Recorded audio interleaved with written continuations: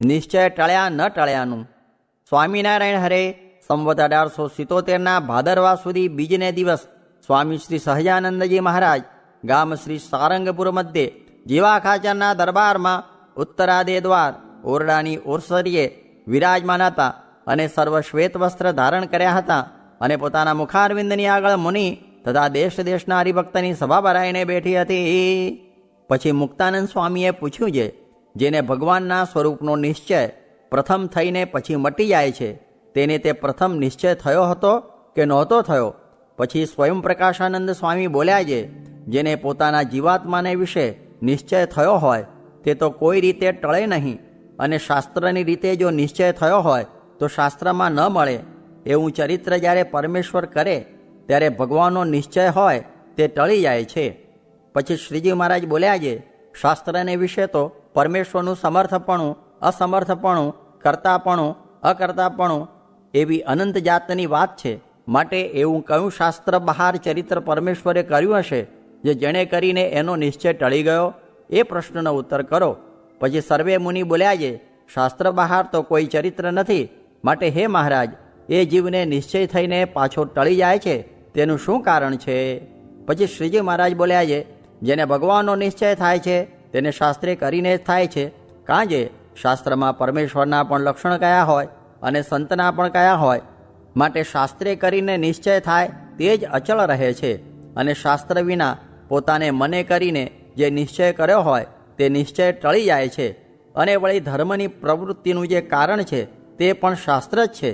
અને જેને શાસ્ત્ર કોઈ દિવસ સાંભળ્યા જ નથી એવા જે અજ્ઞાની જીવ, તેમને વિશે પણ મા, બેન, દીકરી અને સ્ત્રી તેની વિગતિરૂપ જે ધર્મની મર્યાદા તે આજ સુધી ચાલી આવે છે તેનું કારણ પણ શાસ્ત્ર જ છે.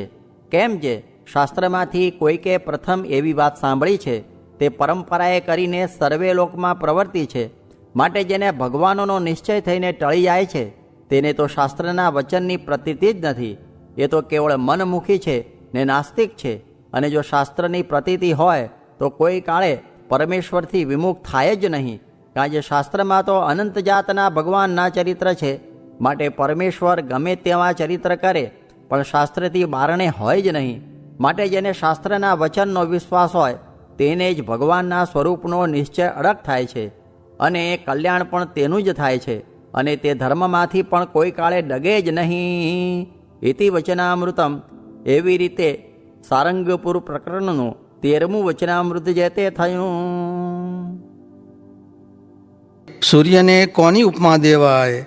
એ તો એક જ, તેમ ભગવાન પણ એક જ, અને અનંત અવતાર તે સર્વે એક ભગવાનનું દીધું ઐશ્વર્ય પામ્યા છે. આવો સમૂહ પૃથ્વી ઉપર આવ્યો નથી અને આવશે પણ નહીં.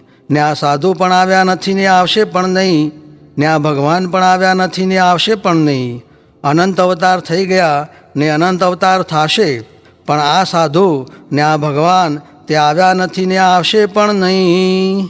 સ્વામિનારાયણ સ્વામીએ વાત કરી છે, આશરાનું રૂપ કહ્યું છે. કોઈક આપણા મંદિરમાં કાલનો આવેલો હોય અને તે માંદો પડે ને 20 વર્ષ માંદો રહે તો પણ તેની ચાકરી આપણે કરવી પડે. ને વળી જેમ ગૃહસ્થના બાયડી છોકરાને તેનો આશરો છે તે દેશ પરદેશમાં જઈને તેની ખબર રાખે છે, તેમ ભગવાન પોતાના આશ્રિતની ખબર રાખે છે. સ્વામિનારાયણ હરે સ્વામીએ વાત કરી છે, સહજાનંદ સ્વામીએ હરિશંકરભાઈને સુરતમાં સ્વપ્નમાં દર્શન દઈને વાત કરી છે. નિશ્ચયમાં કસર છે તેથી દેહ ધરાવ્યો છે. માટે નિશ્ચય પરિપક્વ કરવો ને આજ્ઞા પાળવી એટલે પૂર્ણ કામ થયું, એમ સ્વામીએ વાત કરી. સ્વામિનારાયણ હરે સ્વામીએ વાત કરી છે, આત્માના જ્ઞાને કરીને કૈવલ્યાર્થી થયો હશે તો પણ ચ્યુત ભાવને પામે. પણ જેને એમ હોય છે હું પ્રગટ ભગવાનનો છું ને ભગવાન મારા છે એવો દ્રઢાવ થયો, તેને કોઈની બીક રહેતી નથી. કાળ, કર્મ, માયા, દેવઋણ, પિતૃઋણ, મનુષ્ય ઋણ એ સર્વેથી મુકાઈને ભગવાનને પામી રહ્યો છે. આ લોકનું સુખ દુઃખ બેય મિથ્યા છે. તે વ્યવહાર છે, તે સુખ દુઃખ તો આવે, પણ રોટલા ન મળે તે દાડે અમને પૂછવું. જેને રોટલા જોઈતા હોય તેણે 10મો ભાગ કાઢવો. સ્વામિનારાયણ હરે સ્વામીએ વાત કરી છે, આજ આપણો તીર ચાલે છે, તેથી કોઈ નામ લઈ શકે નહીં. સ્વામિનારાયણ હરે સ્વામીએ વાત કરી છે. છેલ્લા પ્રકરણનું 35મું વચનામૃત વંચાવીને વાત કરી છે. આ 6 લક્ષણની મોટાઈ તો સર્વ હરિભક્ત તથા સાધુ તમામને છે. સ્વામિનારાયણ હરે સ્વામીએ વાત કરી છે. રઘુવીરજી મહારાજે દેહ મૂક્યો તે દિવસ આઈમુને તાવ આવ્યો. તે તાપતા સગડીમાં શરીર ઉડી પડે એવો બળિયો તાવ આવ્યો, તથા ભીંત પડી ગઈ, તથા ખડ બળી ગયું. સ્વામિનારાયણ હરે સ્વામીએ વાત કરી છે. જેમ છે એમ કહીએ તો ઘેર કોઈ જઈ શકે નહીં, ને જાય તો ત્યાં રહેવાય નહીં. તાજી તીક્ષણ ધાર અડતામાં અળગું કરે, લેશ ન રહે સંસાર, વચન લાગ્યા કોઈ વીરના. સ્વામિનારાયણ હરે સ્વામીએ વાત કરી છે. કૂવામાં રાઈના દાણા ભરીએ ને એક તીરવા સગ ચડાવીએ એટલા જીવનું કલ્યાણ કરવું છે. સ્વામિનારાયણ હરે સ્વામીએ વાત કરી છે. એક સમયે શ્રીજી મહારાજે વ્યાપકાનંદ સ્વામીને ગઢડામાં અક્ષર ઓરડીમાં કહ્યું છે, ઇન્દ્રલોકમાં જઈ આવો. ત્યારે કહે જઈ આવ્યો. ત્યારે કહ્યું છે ગોલોક તથા બ્રહ્મધામને વિશે જઈ આવો. ત્યારે કહ્યું છે જઈ આવ્યો. ત્યાર પછી ફરી આજ્ઞા કરી છે ભૂમા પુરુષ પાસે જઈ આવો.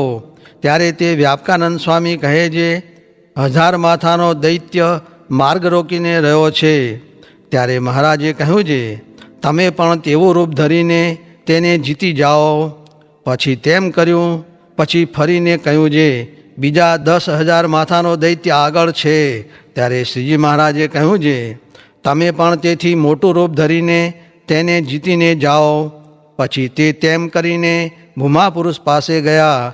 ત્યારે તે ભૂમા પુરુષે વ્યાપકાનંદ સ્વામીને કહ્યું છે પુરુષોત્તમનું પ્રગટપણું પૃથ્વીને વિશે થયું. ત્યારે તે કહે છે થયું. એ વાર્તા સાંભળીને ભૂમા પુરુષ અતિશય ગદગદ કંઠે થઈને રાજી થઈ જતા હવા ને સંતને પોતાના સિંહાસન ઉપર બેસાડીને અતિશય સુગંધીમાન પુષ્પ ચંદનાદિકે કરીને તેની આરતી પૂજા કરતા હવા ને અતિશય આનંદથી શ્રીજી મહારાજના સમાચાર પૂછીને બોલ્યા છે. મુને પ્રથમ શ્રીજી મહારાજે કહ્યું હતું જે અમો જ્યારે બ્રહ્માંડમાં પધારશું ત્યાં તમ પાસે સંત મોકલશું. તે આજ સત્ય કર્યું. એવી રીતે પરસ્પર એ 2 જણે શ્રીજી મહારાજના મહિમાની વાર્તા સારી પેઠે કરી. તે પછી તે લોકમાં 4 ભુજવાળા મનુષ્ય હતા. તેમને વ્યાપકાનંદ સ્વામીએ શ્રીજી મહારાજના મહિમાની વાર્તા કરીને નિશ્ચય કરાવીને તે સર્વે મુક્તને બ્રહ્મપુરને વિશે મોકલી દીધા. પછી સમાધિમાંથી પાછા આવીને શ્રીજી મહારાજને જેમ થયું તેમ વાત કરી દેખાડી. તે વાતને સાંભળીને શ્રીજી મહારાજે વિચાર કર્યો છે જ્યારે પાદશાહ ગાદીએ બેસે ત્યારે બંધીવાન માત્રને છોડી મૂકે છે, તેમ અમારે પણ અગણિત જીવના કલ્યાણ કરવા છે. એમ વિચારીને સ્વરૂપાનંદ સ્વામીને આજ્ઞા કરી છે તમે જાઓ ને સર્વે નરકકુંડના જીવમાત્રને ચતુર્ભુજ રૂપ ધરાવીને ભૂમા પુરુષના લોકમાં મોકલો. ત્યારે તે સંતે તેમ જ કર્યું. પછી તે સંત પાછા આવ્યા. ત્યારે તે સંત પ્રત્યે શ્રીજી મહારાજ બોલ્યા છે હે સંતો, અમો કોઈ દિવસ અક્ષરધામમાંથી આ બ્રહ્માંડમાં આવ્યા નથી ને આવશું પણ નહીં. માટે આજ અમારે અગણિત જીવના કલ્યાણ કરવા છે.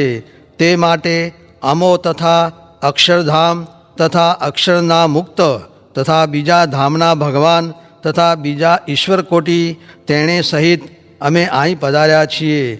માટે તે સર્વને અક્ષરધામમાં લઈ જવા છે.